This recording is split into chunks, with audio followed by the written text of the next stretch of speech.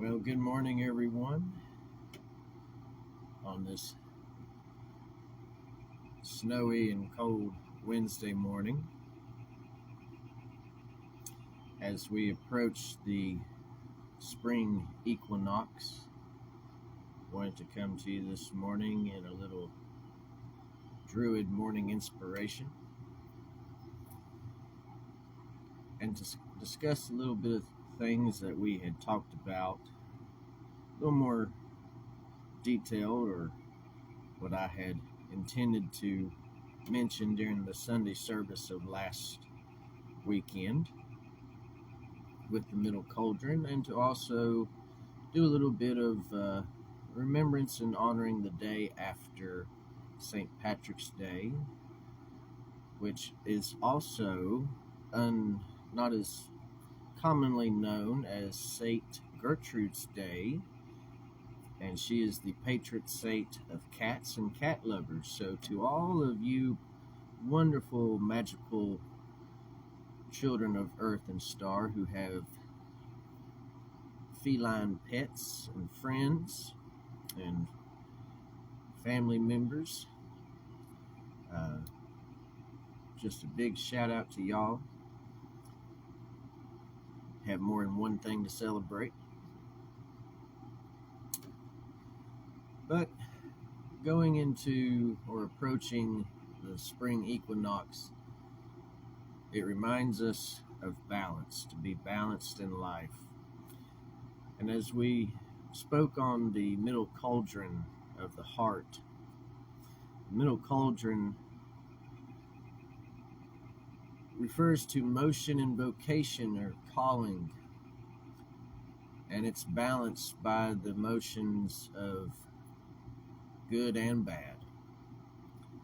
And at the spring equinox, we see an equal balance of day and night, light and darkness, with it starting afterwards to tip the scale towards more the light.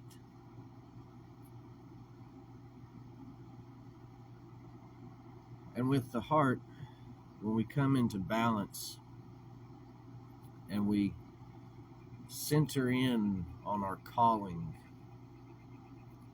we more tip into light. And with middle cauldron,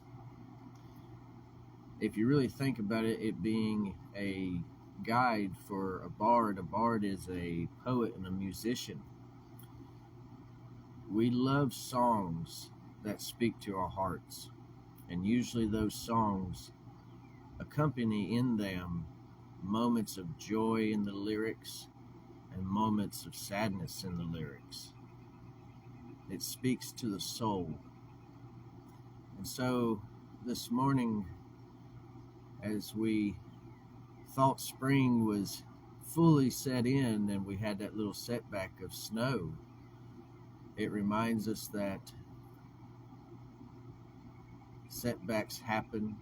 It reminds us that we take these things that approach us in life and to use them not as a sorrow of depression and anxiety and stress, but to look at it and say, man, how can I make this into a great song?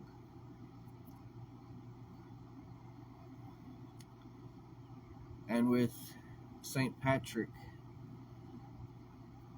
this season also reminds us of a calling.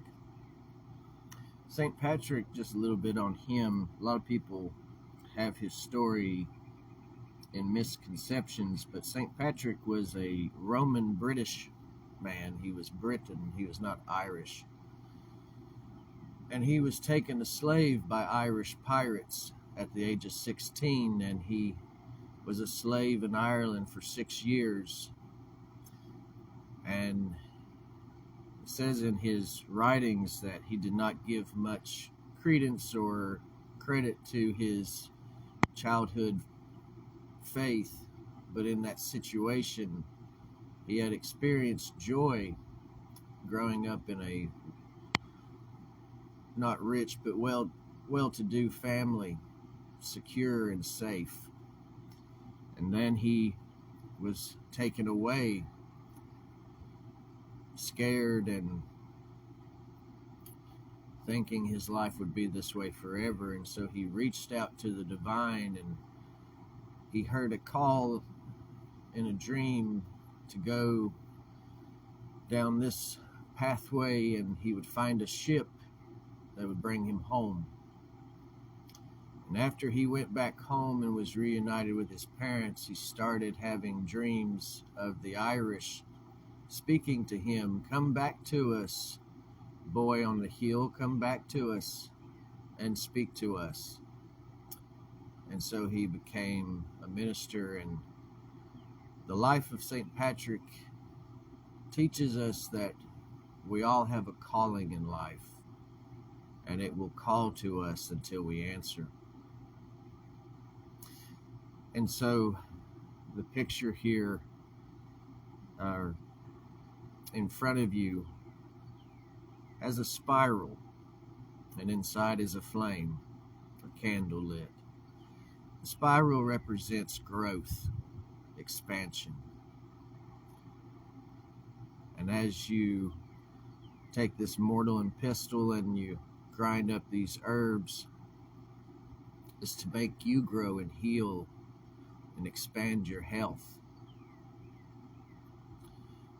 So what things do you need to put in your mortar to grind with the joy and the sorrow to balance, that you may aspire and grow into that calling? And with the story of the Holy Grail, with Sir Percival, I had spoke about how he had failed to ask a question.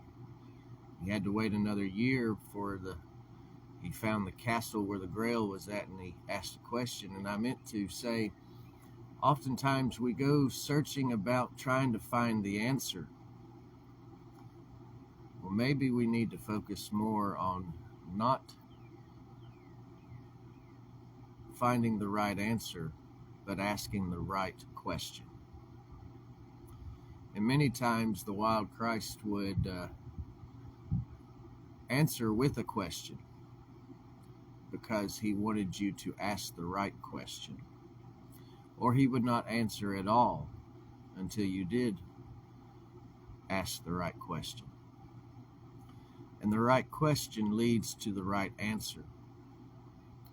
So let us not focus maybe what is my calling, what is the meaning of life, and trying to find that answer, but asking the right question.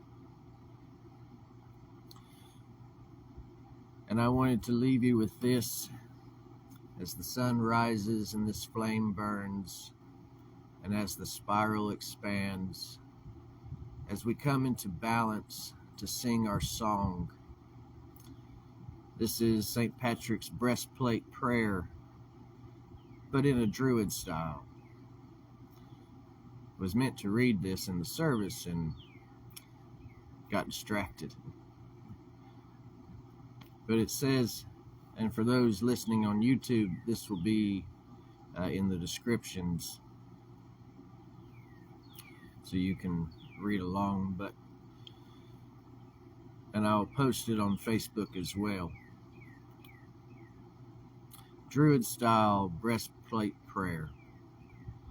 I arise today through the strength of the High King, the call of the sun, the radiance of moon, the fire's swift run, the flashing of lightning, the wind's stormy ways, the deepness of ocean, the earth's ancient gaze, the firmness of rock in the spirit's embrace. I bind to myself the three in one, the weaver of worlds, the star and the sun, the breath that moves through the sacred grove, the wild Christ who is light, the heart that is love. Wild Christ, be with me. Christ be within me. Christ behind me. Christ before me. Christ in root. Wild Christ in the leaf. Christ in my joy. Christ in my grief. Wild Christ, in the quiet of the standing stone, Christ in the assembly, wild Christ when alone. I rise in the power of the threefold light, to banish the shadow and hollow the night. By the word of the Father, the earth mother's greening birth, I walk as a child of the heavens and earth.